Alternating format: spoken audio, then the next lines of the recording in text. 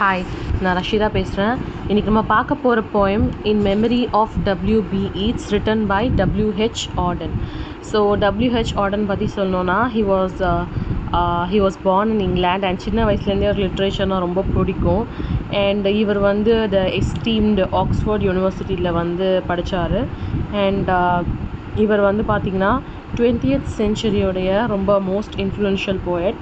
And he started writing in a very early age because அவருக்கு சின்ன வயசுலேருந்து ரொம்ப லிட்ரேச்சர்ஸ் வந்து பிடிக்கும். அண்ட் அவருடைய அந்த ஆக்ஸ்ஃபோர்ட் சர்க்கிளில் வந்து நிறையா இன்டெலெக்சுவலான பீப்புள் இருந்ததுனால ஹீ ஹேட் ரொம்ப ஒரு இன்ஃப்ளூயன்ஷியலான ஃப்ரெண்ட்ஸ் இருந்ததுனால வந்து அவருடைய அந்த எக்ஸ்பீரியன்ஸஸை வந்து அவருக்கு சாதகமாக பயன்படுத்திக்கிறதுக்கான வாய்ப்புகள் வந்து அவருக்கு கிடச்சிச்சு. ஸோ இவர் வந்து பார்த்திங்கன்னா நிறைய பொலிட்டிக்கல் அண்ட் ஃபிலாசபிக்கல் வியூஸ் கொண்டவர், not only in poetry but he was interested in many things. So இது வந்து in memory of W. Yeats அப்படிங்கிறது வந்து W.B. Yeats இறந்ததுக்கப்புறம் ஒரு எலிஜி போயம் மாதிரி எழுத ட்ரை பண்ணியிருக்காரு இங்கே W.H. Auden. ஸோ இது வந்து 3 பார்ட்ஸாக பிரிச்சுருக்காங்க. ஃபர்ஸ்ட் பார்ட் வந்து பார்த்தோன்னா ஈட்ஸோட last day of life and அது எப்படி உலகத்தை இம்பேக்ட் பண்ணலை அப்படிங்கிறத பற்றியும். செகண்ட் பார்ட் வந்து பார்த்திங்கன்னா ஈட்ஸை வந்து ரொம்ப தெரிஞ்சவங்க ஒரு பேசுனா எப்படி இருக்கும் அந்த மாதிரி ஒரு செகண்ட் பர்சன் பாயிண்ட் ஆஃப் வியூவில் வந்து இருக்கிற மாதிரியும். தேர்ட் பார்ட் வந்து பார்த்திங்கன்னா ஒரு எலிஜி மாதிரி வந்து பிரிச்சுருக்காங்க. ஸோ 3 பார்ட்டாக அந்த போயம் பிரிச்சுருக்காங்க. Okay, so let's get into the poem. இது ரொம்ப ஈஸியான போயம் தான். ஸோ ஃபர்ஸ்ட் வந்து பார்த்திங்கன்னா he disappeared in the dead of winter. The brooks were frozen, the airport almost deserted, and snow disfigured the public statues. The mercury sank in the mouth of dying day. What instruments we have agreed, the day of his death was a dark cold day. So this just speaks about how அவர் இறந்து போன அந்த நாள் வந்து எப்படிப்பட்ட ஒரு நாளாக இருந்துச்சு. It was a very gold winter day. Okay, so அது எப்படி கோல்டாக இருந்துச்சு, ப்ரூக்ஸ்லாம் ஃப்ரோசனாக இருந்தது, ஏர்போர்ட்ஸில் எந்த ஃப்ளைட்ஸும் எடுக்கலை, எல்லா ஸ்டாச்சூஸையும் வந்து ஸ்னோ டிஸ்ஃபிகர்ட் பண்ணிடுச்சு. அண்ட் மெர்க்குரி சேங்க்னா அந்த டெம்பரேச்சர் இதில் மெர்க்குரி இருக்கும்ல, அது அப்படியே ஸ்கேலை விட்டு சிங்க் ஆகிடுச்சான். அவ்வளோ கம்மி டெம்பரேச்சர் இருக்கக்கூடிய ஒரு நாள். ஸோ பேசிக்கலி அந்த நாள் எப்படிப்பட்ட நாள் அப்படிங்கிற அந்த வெதர் எக்ஸ்ப்ளனேஷன் தான் இந்த first stanza. So second stanza பார்க்கலாம். Far from his illness, the wolves ran through the evergreen forest. The peasant river was untempted by fashionable quays. By moaning tongues, the death of the poet was kept from his poems. So second stanza speaks about அவருடைய illness இருந்தாலும் எப்படி nature was அன்போதர்டு, எப்படி உல்ஸ் வந்து ஓடி அதோட வேலையை பார்த்துட்டு தான் இருந்துச்சு, ரிவர்ஸ் வந்து ஓடிட்டே தான் இருந்துச்சு. ஸோ நேச்சருக்கு எதுவும் ஆகலை, யாருமே அன்போதர்டாக இருந்தாங்க நேச்சர் அப்படின்ற மாதிரியும். And the death of the poem was kept from his poems. அவர் எழுதின அந்த ஒர்க்கை வந்து அந்த போயம்ஸை வந்து அவரோட டெத் பெருசாக இம்பேக்ட் பண்ணாது அப்படிங்கிற மாதிரியான ஒரு மீனிங்கை கொடுக்குது. நெக்ஸ்ட் வந்து பார்த்தீங்கன்னா, but for him it was his last afternoon as himself, an afternoon of nurses and rumors.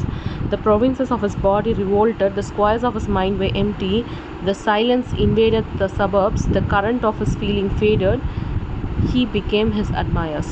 So இது அவர் எப்படி இறந்து போனார் அப்படிங்கிற ஒரு இதை கொடுக்குது. அவரோட லாஸ்ட் டே அந்த ஆஃப்டர்நூன் எப்படி இருந்துச்சுன்னா ஃபுல்லாக நர்சஸ் அவங்கள சுற்றி இருந்தாங்க. அண்ட் அவரோட பாடியை வந்து ஒரு சிட்டியோட கம்பேர் பண்ணுறாங்க, ஒரு ஸ்டேட்டோட கம்பேர் பண்ணி சொல்கிறாங்க. ப்ரொவின்சஸ் அப்படிங்கிறத வந்து ஸ்டேட்டை தான் ப்ரொவின்சஸ் அப்படின்னு சொல்லுவாங்க. ஸோ அவரோட பாடி வந்து ரிவோல்ட் பண்ணிச்சான், அந்த ப்ரொவின்சஸ் ஆஃப் ஹிஸ் பாடி. ப்ரொவின்சஸ்னால் அவரோட ஆர்கன்ஸ்னு வச்சுப்போமே, the provinces of his body revolted. The ஸ்கொயர்னா சிட்டி ஸ்கொயர் அந்த மாதிரி சொல்லுவாங்கள்ல, சிட்டியோட முக்கியமான part. The squares of his mind were empty. அவர் மைண்டில் எந்த ஒரு தாட்ஸும் இல்லை, it became empty. Silence invaded the suburbs. Okay, so silence in the sense சபர்ப்ஸ்னால் வந்து இந்த ரூரலான ஏரியாஸை தான் சபர்ப்னு சொல்லுவோம். So silent invaded his suburbs. So it talks about அவரோட உடம்பை வந்து ஒரு ஸ்டேட்டாக கன்சிடர் பண்ணி சொல்கிற மாதிரி சொல்லியிருக்காங்க. ப்ரொவின்சஸ்ஸு, ஸ்கொயர்ஸு, சபர்ப்ஸ் அப்படி மாதிரி கம்பேர் பண்ணியிருக்காங்க. அண்ட் அவரோட பாடியில் இருக்க அந்த கரண்ட், அந்த ரத்த ஓட்டத்தை சொல்கிறாங்க, ஃபெயில்ட் ஆயிடுச்சு.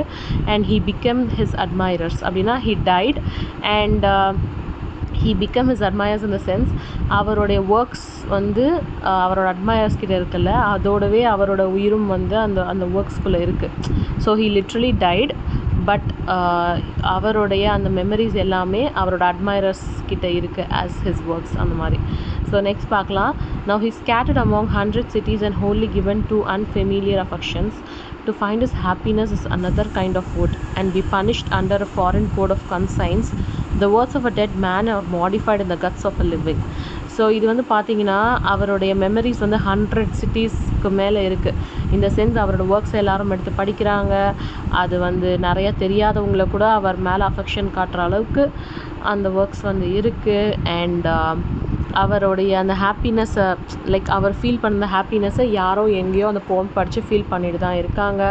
அண்ட் எல்லாரும் ஹாப்பினஸ்க்காக படிக்கலனாலும் சில பேர் கிரிட்டிசைஸும் பண்ணுறாங்க அந்த வியூஸை. ஸோ காலத்துக்கு ஏற்றவாறு அந்த வியூஸ் எல்லாம் வந்து மாடிஃபை ஆகிட்டே தான் இருக்குது.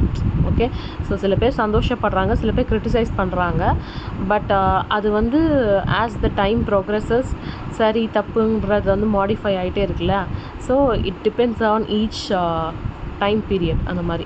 ஸோ நெக்ஸ்ட்டு பார்த்தீங்கன்னா, but the importance of noise of tomorrow when the brokers are roaring like beasts on the floor of the bourse, and the poor have sufferings to which they are fairly accustomed, and each in the cell of himself is almost convinced of his freedom, and a few thousand will think of this day as one thinks of the day when one did something slightly unusual. What instruments we have agree the day of his death was a dark cold day. So next என்ன சொல்கிறாங்கன்னா, his death didn't affect anyone அப்படின்னு சொல்கிற மாதிரி. Brokers வந்து stock மார்க்கெட்ஸோட stocks எல்லாம் விற்றுட்டு தான் இருக்காங்க. புவர் பீப்புள் வந்து சஃபரிங் ஆகிட்டே தான் இருக்காங்க. ஒருத்தரும் தனக்கு இண்டிபெண்டன்ஸ் இருக்குதுன்னு நினச்சி ஒரு கன்ஸ்ட்ரக்டட் சொசைட்டிக்குள்ளே நான் வந்து ஃப்ரீடமாக இருக்கேன்னு சொல்லி அவங்களே கன்வின்ஸ் பண்ணிக்கிறாங்க.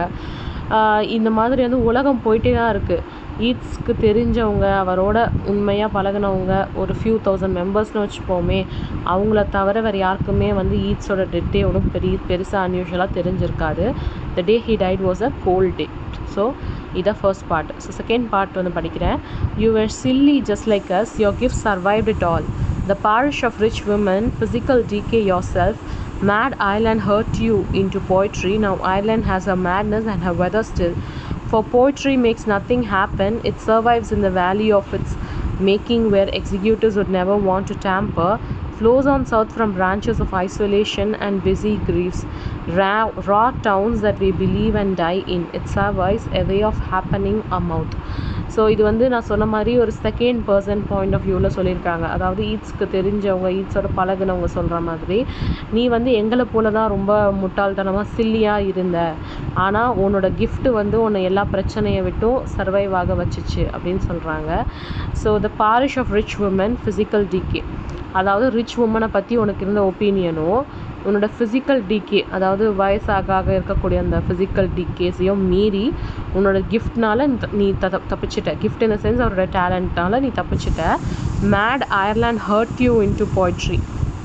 மேட் அயர்லாண்டில் இருக்கக்கூடிய பிரச்சனைகளும் வலிகளும் தான் அவனை போய்ட்ரி எழுத வச்சிச்சு. அண்ட் இப்போன்னா அது எதுவும் சரியாகலை. Ireland still has her madness.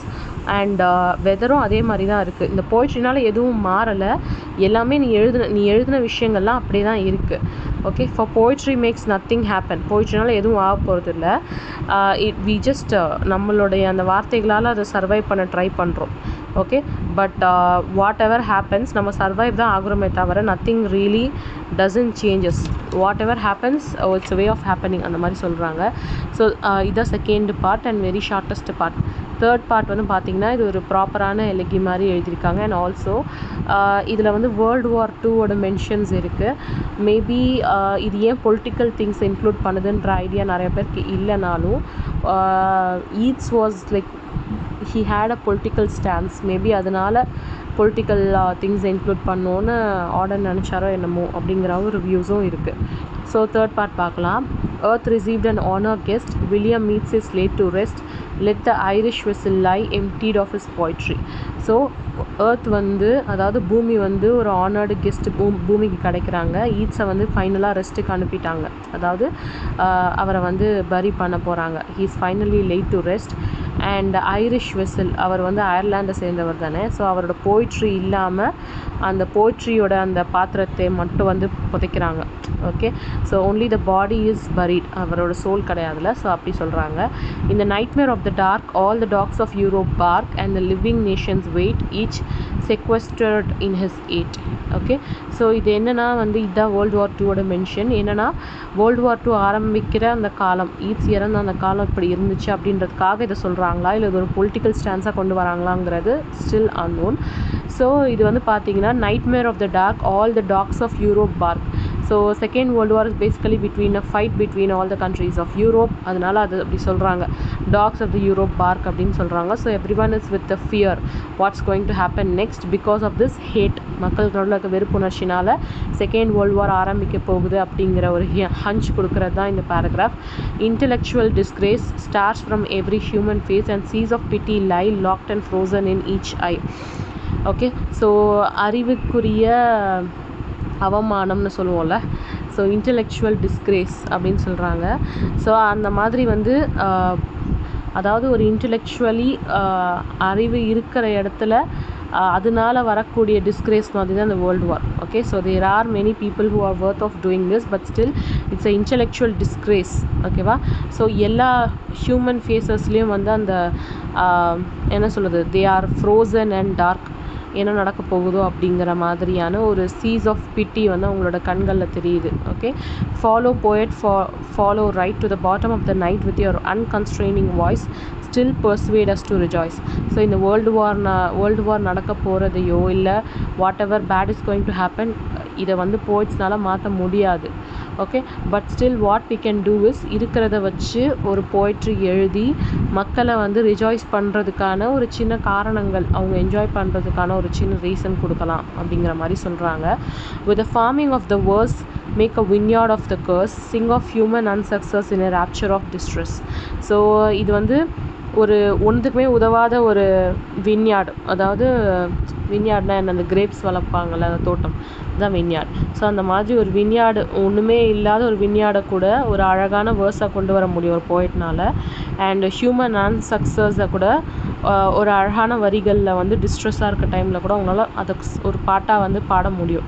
So poetry makes verse thing to rejoice. Okay, கஷ்டமாக இருக்கக்கூடிய காலங்கள்லேயும் எதுலேயுமே ஹோப் இல்லைன்னு நினைக்கக்கூடிய விஷயங்கள்லேயும் வந்து போய்ட்ரி எழுத முடியும். இந்த desert of the heart let the healing fountain start. In the prison of his days teach the free man how to praise. Okay, so மனசு வந்து பிரிஞ்சிருக்கிற டைமில் வந்து போய்ட்ரி வந்து ஒரு ஹார்ட்டோட ஹீலிங் இது பண்ணுறதுக்கு ஹெல்ப் பண்ணுது. அண்ட் ஒரு மேனை வந்து எப்படி மற்றதை ப்ரைஸ் பண்ணணும் அப்படிங்கிற கலையும் போய்ட்ரி சொல்லித்தருது அப்படின்னு சொல்கிறாங்க. ஸோ என்னை பொறுத்த வரைக்கும் இந்த தேர்ட் பார்ட்டில் கூட I don't think there something related with Yeats. இது எலஜி மாதிரி, தேர்ட் பார்ட் வந்து எலஜி அப்படின்னு சொல்கிற மாதிரி கூட only the first 4 lines talk about Yeats. மற்ற லைக் இதில் வந்து 4 லைனாக இருக்குது தேர்ட் பார்ட்டில். ஸோ 4 line ஸ்டான்ஸாஸாக 6 ஸ்டான்ஸாஸ் இருக்குது. ஆனால் ஸ்டான்ஸால் மட்டும்தான் ஈட்ஸுன்ற பேரே வருது, ஈட்ஸை பற்றின விஷயங்கள் வருது. மற்றது எல்லாமே வேர்ல்டு வார், ஒரு போய்ட்டோட டியூட்டி என்ன, போய்ட்ரியோட டியூட்டி என்ன அப்படிங்கிறத பற்றி தான் பேசுது. ஸோ நான் ஃபஸ்ட்டு 2 பார்ட் அண்ட் தேர்ட் பார்ட்டில் ஃபஸ்ட் ஸ்டான்ஸா மட்டும் ஈட்ஸை பற்றி பேசுது. ஸோ மற்றது வந்து ஒரு போய்ட்ரியோட கடமை என்ன அப்படிங்கிற மாதிரி தான் பேசுது. ஸோ யா, இது வந்து ஒரு வேர்ல்டு வார் 2 நடந்த அந்த டைமையும் ஈட்ஸ் இறந்த அந்த டைம் அண்ட் அந்த இதை பற்றி பேசுது. ஸோ இதுதான் வந்து in memory of Yeats by W.H. Auden. So ஆடனோட ஃபுல் நேம் வந்து வெஸ்டர்ன் ஹோப் ஆடன். ஓகேவா? ஸோ இவரோட ஒர்க்ஸ் எல்லாமே வந்து பார்த்திங்கன்னா மாடர்னிஸ்ட் மூமெண்ட் கீழே வருது. அண்ட் இதுவுமே வந்து அதுக்கு கீழே தான் வருது. அண்ட் இது வந்து ஒரு elegy that is divided into 3 parts. நம்ம பார்த்தா தான் இதை வந்து படித்தா நமக்கு ஈஸியாக இருக்கும். அண்ட் ஒவ்வொரு பார்ட்டும் என்னென்ன சொல்லுது அப்படிங்கிறத வந்து படித்து வச்சுக்கோங்க.